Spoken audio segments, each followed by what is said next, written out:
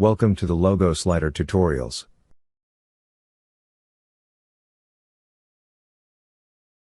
In this tutorial, you'll learn how to edit, clone or delete a shortcode. Let's get started. After importing dummy data, 40+ ready-to-use shortcodes will be added.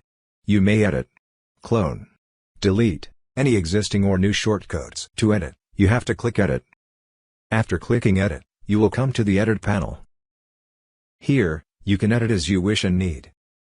To clone or duplicate, you have to click here. After clicking Clone, you'll receive alerts like Shortcode cloned successfully. The duplicate's name is also appended with a suffix, such as a shortcode name cloned. Deletion of the shortcode is straightforward. Exercise caution before using the Delete button since it will remove the shortcode. After clicking Delete, you'll receive alerts like Shortcode has been deleted successfully. You may select and delete many shortcodes in one go, or delete all shortcodes at once. Well, that's all for now. I hope you found this useful. Thanks for watching.